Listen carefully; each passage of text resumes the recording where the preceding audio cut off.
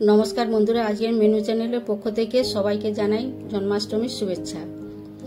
জন্মাষ্টমীতে আপনাদের জন্য নিয়ে এসেছি তালের পুলি পিঠা। ভিডিওটি প্রথম থেকে শেষ পর্যন্ত দেখার জন্য অনুরোধ রইল।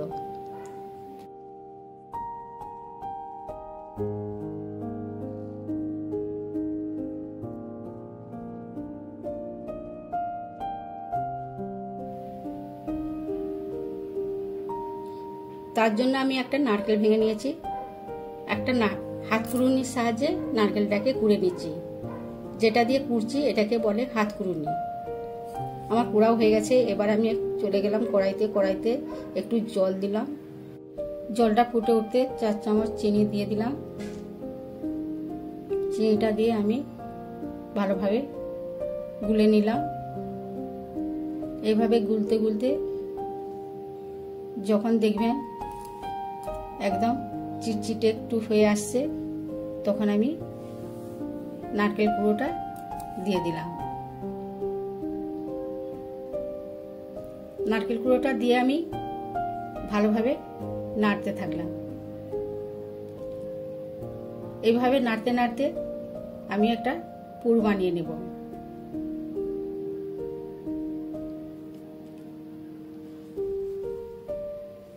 আমার পুরটা প্রায় হয়ে আসছে। আমি এবার একটা বাটিতে পুরটা তুলে নিলাম। তারপর আমি পিঠার জন্য প্রস্তুতি নিলাম। এখানে নিয়ে নিয়েছি 2 কাপ চাল গুঁড়ো,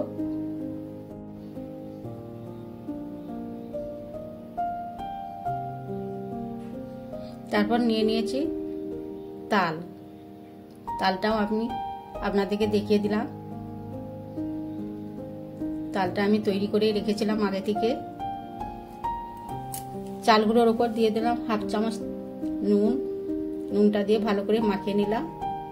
তারপর একটু একটু তাল দিয়ে আমি একটা ডো বানিয়ে নেব। একবারে দেব না, তাহলে একদম লুজ হয়ে যেতে পারে। একটু একটু করে মাখাবো। আমার ডো বানানো হয়ে গেছে। দেখুন, খুব শক্তও না আর খুব লুজও না। আর একটু ডোটিকে আমি নিয়ে একটা গোল করে একটু চ্যাপটা করে একটা বাটির মতন তৈরি করে নেব।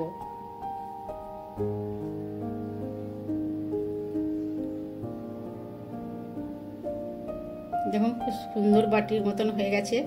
এবার বাটির মধ্যে আমি একটু পুর নিয়ে দিয়ে দিলাম, দিয়ে মুড়ে নিলাম। মুড়ে নিয়ে দুপাশ এরকম করে একটু লেবেল করে দিলাম দেখতে সুন্দর লাগার জন্য। আমি করছিলাম, তখন আমার ছেলেও চলে এলো। মা, আমি দুটো করব। আমার সে ভালোই তো, করে দে।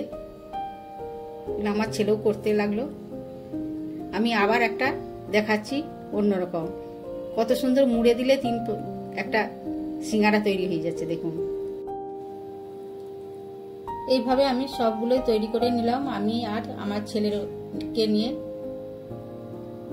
দেখিয়ে দিচ্ছি আমি কোনগুলো করেছি আর আমার ছেলে কোনগুলো করেছে।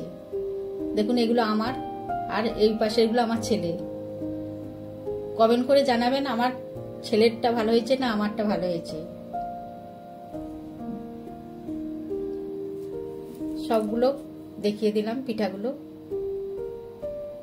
এবার এগুলো ভাপানোর জন্য আমি চলে যাব গ্যাসে। গ্যাসটা অন করলাম। গ্যাসের উপর আমি একটা হাঁড়ি বসিয়ে দিলাম। দিয়ে আমি এক বাটি হাঁড়ির ভিতরে জল দিয়ে দিলাম।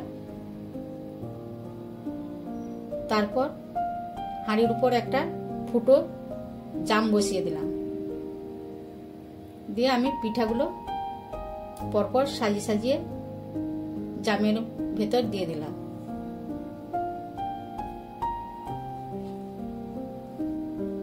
আমার দেওয়া হয়ে গেছে। এবার উপর থেকে একটা ঢাকনা দিয়ে দেব। ঢাকনা দিয়ে আমি 5 মিনিট সেদ্ধ করতে দিয়ে দেব। আমার 5 মিনিট হয়ে গেছে। ঢাকা খুলে একটু টিপে দেখলাম শক্ত হয়ে গেছে, সুন্দর সিদ্ধ হয়ে গেছে। এবার আমি এটাকে নামিয়ে ঠান্ডা করতে দেব।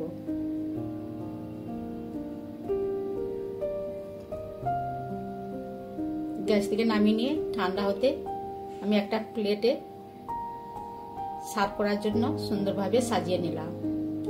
আমার ভিডিওটি ভালো লাগলে লাইক, কমেন্ট, শেয়ার করবেন। সুস্থ থাকুন, ভালো থাকুন। দেখা হচ্ছে পরের ভিডিওতে। অবশ্যই বাড়িতে বানিয়ে কমেন্ট করে জানাবেন।